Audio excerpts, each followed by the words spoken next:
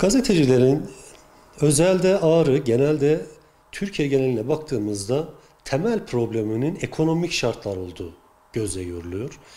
Birçok gazeteci arkadaşımız düşük kaşe dediğimiz sistemde telif haklarının çok cüzi miktarda ödendiği, sigortasının ödenmediği, tamamıyla düşük ücretlerle burada ayakta durmaya çalışıyorlar. Baktığınız zaman bugün size mikrofon tutan bir arkadaşımızın akşam saatlerinde fırında çalışabildiğini veya bir başka iş yerinde temizlik görevlisi olarak karşımıza çıkabildiğini, ertesi sabah üstünü değiştirip vali beyle mülakata gittiğini görebiliyoruz.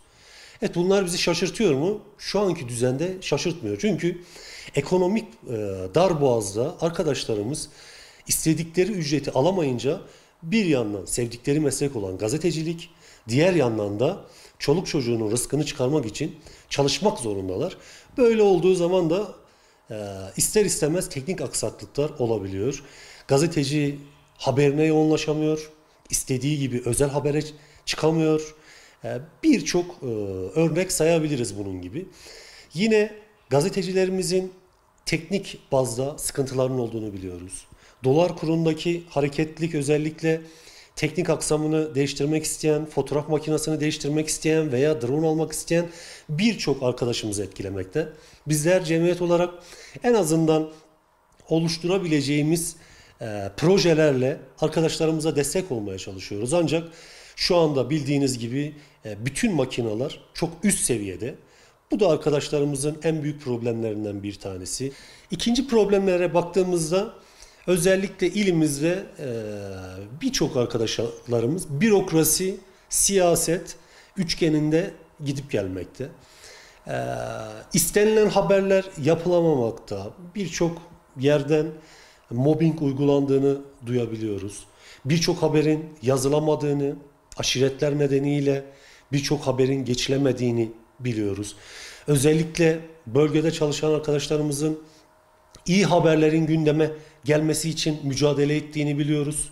Kötü haberleri elimizden geldiğince bir araya gelerek vermemeye çalışıyoruz. Son çıkan basın ilan yasasıyla birçok arkadaşlarımız, internet siteleri bulunan birçok arkadaşımız bu programdan yararlanmayı düşünüyordular, hayal ediyordular. Ancak Basın İlan Kurumu'nun son yasasıyla birlikte çıkan yasa birçok arkadaşlarımızın ümitlerini kırdı. Gazetelerimiz kıt kanaat imkanlarla ayakta durmaya çalışıyorlar. Özellikle Basın İlan Kurumu'nun bu konuda ciddi bir çalışma yapmasını bekliyoruz. En azından şartların iyileşmesini bekliyoruz.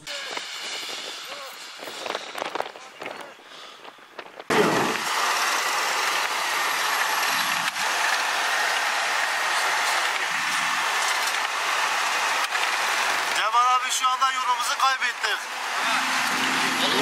Şu an yollar kaybolmuş. Mecbur eşraflarımızı takip ederek köşk binamıza varmak istiyoruz.